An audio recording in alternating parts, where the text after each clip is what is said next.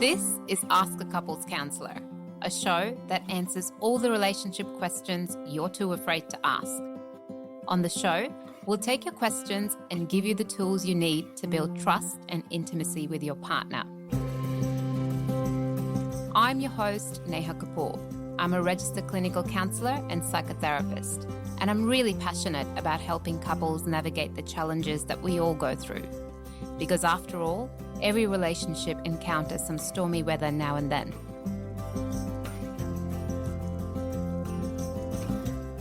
Hello, and welcome to another episode of Ask a Couples Counselor.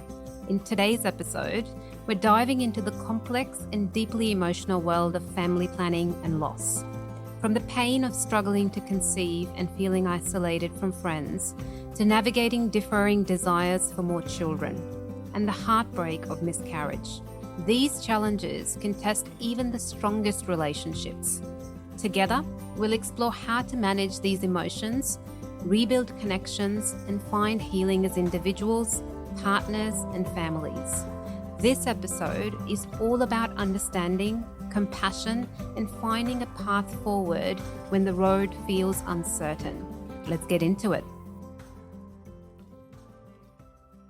All right, our first question for today comes from Vera in Sydney. Let's have a listen to Vera's question. My partner and I are struggling to conceive, and it really hurts to see how easily our friends seem to be having kids. So we've stopped spending time with them. Now, I feel really isolated and lonely, and I'm worried the distance has damaged these relationships. How do I overcome these feelings so I can spend time with my friends again? How do we repair the damage in these relationships? Vera, I'm so sorry you're feeling this way. What you're going through is incredibly painful and it can feel so isolating. So it's completely understandable that seeing others have what you're yearning for is hard to witness. It's not just the physical journey of trying to conceive, but the emotional weight of it that makes this so challenging. So be gentle with yourself, and your feelings are so valid, and your response to protect your emotional well being by creating distance was just natural. I would say that the first step is to acknowledge that your friends likely care about you deeply, and they may not fully understand what you're going through. And if you feel comfortable, consider reaching out to them and being honest about why you've pulled back. You don't have to share everything, just enough to help them understand. So, something as simple as saying, I've been struggling emotionally while trying to conceive, and it's been hard to be around certain conversations, and I care about you and miss spending time together. This can be enough, and it can go a long way towards just mending those connections. And reconnecting doesn't have to happen all at once. I would say start small. Suggest a coffee date or an activity that doesn't revolve around family or parenting. This allows you to ease back into the relationship without feeling overwhelmed. Also, don't forget to nurture yourself and your relationship during this time. Maybe explore support groups or counseling sessions where you can share these feelings with others who truly understand. Because having the safe space can help you process the pain while feeling less alone. And lastly, remember that repairing relationships takes time. Most friends will understand and welcome you back with open arms, especially when they see how much you value them. And it's okay to move at your own pace. You're doing the best that you can, and I would say that that's enough. I hope that answers your question.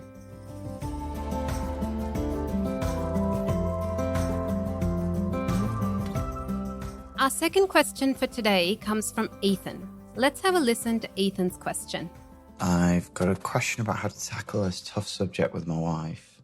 My wife and I both have kids from previous relationships, and we have a son together. I've told her many times I don't want any more kids, but she keeps saying how it'd be a good time to try and get pregnant again. How do I listen to her side of things, but make it clear that I'm done with babies? Thank you. Thank you so much for sharing this, Ethan. It's clear that you want to approach this with love and respect for your wife, and that's a great place to start. Navigating conversations about family planning can be deeply emotional, especially when both partners have strong but differing feelings. And I would say that the first step is creating a safe space to listen to her perspective without feeling the need to respond immediately. So try asking her to share why having another baby feels so important to her. Is it about building a bigger family? Is it about feeling connected? Is it a dream she's held on to? So, understanding the emotions behind her desire can help you connect on a deeper level, even if your answer doesn't change.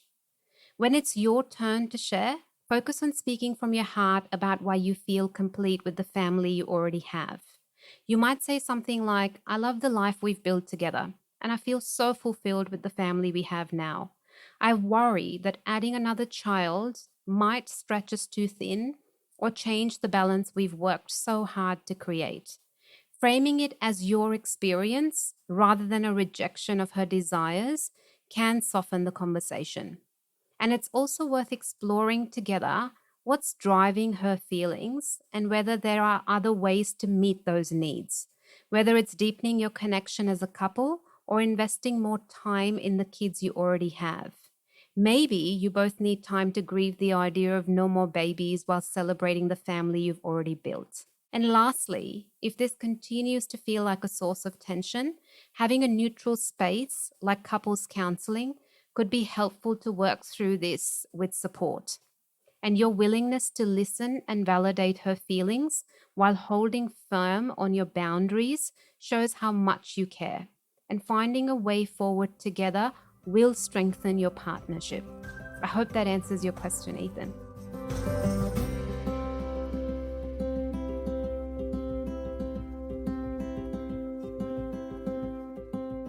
Our last question for today comes from Olivia in Perth. Let's have a listen to Olivia's question.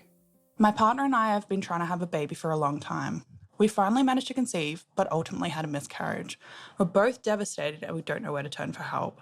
How do we work through this loss as a family? Olivia, I'm so sorry for what you're going through. I know miscarriage is an incredibly painful experience, and it's okay to feel devastated. It's not just the loss of a pregnancy, it's the loss of hopes, dreams, and the future you were imagining together. Navigating this grief as a family will take time, patience, and a lot of gentleness with yourselves and each other. I would say start by acknowledging that you and your partner may grieve differently. One of you might feel the need to talk about it often, while the other might process it more quietly. And neither approach is wrong, but it's important to check in with each other. And you might say, how are you feeling about everything today? Or is there something you need from me right now? These small but meaningful questions can open the door to connection and support.